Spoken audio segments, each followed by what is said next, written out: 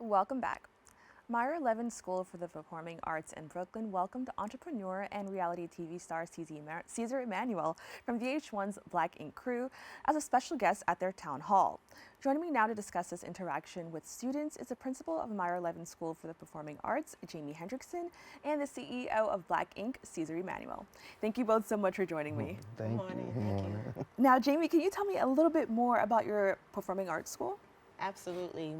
Meyer Levin is the school with the community on its mind. We curate opportunities for our students to gain access to experiences that help them build a competitive edge and discover their greatness.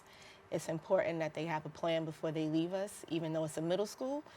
Once students know what their purpose is, their focus is, they make better decisions moving forward. Now, I always wish that I went to a performing arts school, so this is pretty cool because you get to do really cool things like Yes. this. But before we get into Ceasar's recent visit to the school, can you tell us a little bit more about the concept behind having these town halls and why they started? So Town Hall has been the way Meyer Levin has gathered for years. However, under my watch and with partnership with my dean, Ennis, we've created a Sunday dinner experience. We make sure that students are competing, they're courageous, we love on each other, we help them build love of themselves, we help them build voice, and it's just the way that we gather and take care of one another. It's a great experience. That's amazing. Yeah. Now, Ceasar, before we talk about your visit to the school, you've accomplished so many things and so many people know you for, great things, but can you tell us a little bit more about your company, Black Ink? I mean, a lot of people, what people don't know is Black Ink, we do a lot of charitable work. Like, we do a lot of tattoos, we open up shops and stuff like that.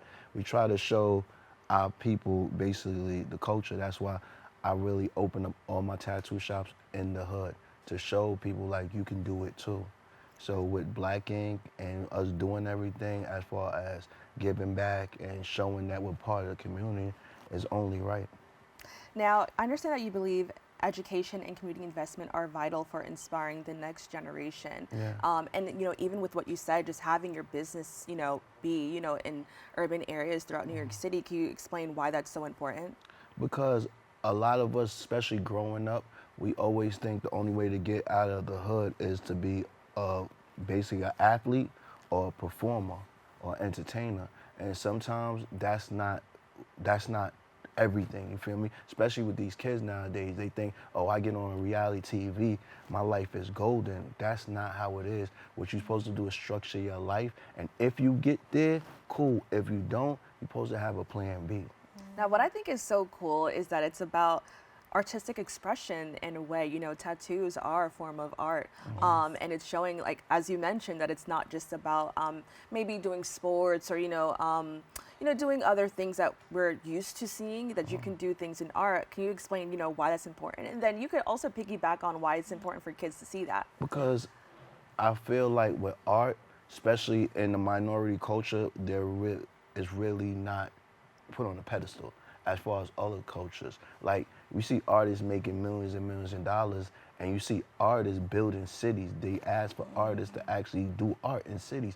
So it's like, how can we express ourselves if we don't know that craft? And a lot of kids, when I was growing up, I used to draw comic books and stuff like that. These kids don't do that no more. And I feel like the art is being basically taken away from our culture, because when I go around the world, I go to Italy, there's art schools, and they start them off for free from 5 years old. These kids are painting at master level at 10. What about us? You know what I mean? And art is a form of expression. And a lot of our students, especially through COVID, they danced their way through it. They sang their way through it. My students performed their way through it. And it's not always about what's happening in the classroom for the reading and writing and the math classes, right? But it's another way for our students to discover, wow, I'm great at this.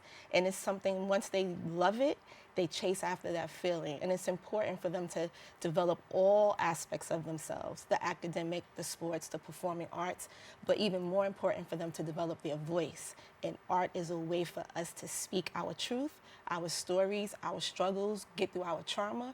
It's important for students to have access to that. Now, I'm curious to know, how were you able to have this amazing opportunity for your students to hear from Ceasar? So we have a wonderful program in our school called the Author Project, and the educational director of the Arthur Project connected us to Ceaser, and this is what has generated hopefully an ongoing partnership where he's supporting the community and we're supporting him as well. Now, how did it feel to actually have that moment to speak to the kids, the next generation?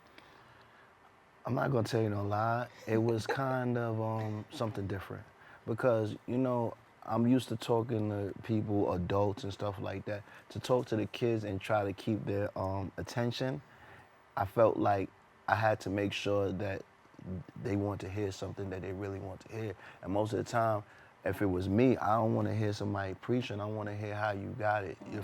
If you're just like me, you can't sit here and say, "Yo, I got a business and I got it from my parents." Nah, I want to hear, "Yo, listen, I started out the mud just like you're about to start out the mud, and you smarter than me. You can make way better decisions and make it way further in life than me."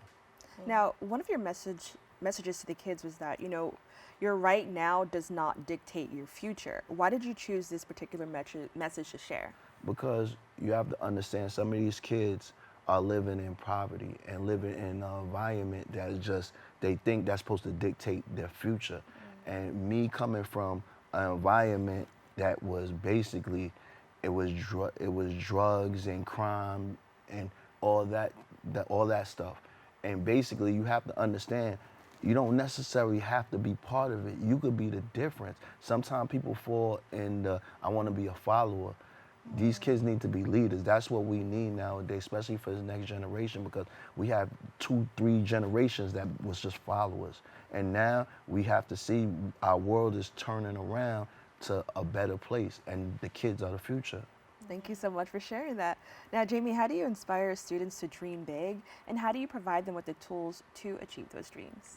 So just like Ceaser said, we have to be transparent about our story, first and foremost. I'm the youngest of 5, grew up in the projects, first to graduate college. So it's important that we share those stories with our students to know that they can also do better, right? But then my job as an educator, my purpose as an educator is to turn the mirror into a window. So I'm speaking to those students who only know a 3-block radius, the corner store, the school, the playground, and giving them access to dream beyond their current situation. And that's what we do every day because we're honest. And we're also exposing them to things that's beyond their current environment to allow them to dream big. I'm a big proponent of staying ready so you don't have to get ready. That is my message to students every day. Walk with a purpose, know why you are here, and that will help you make better decisions. So just giving them the character, the grit, the perseverance to get through whatever this world is showing them, offering them, and understand that what has happened now does not determine what can happen tomorrow.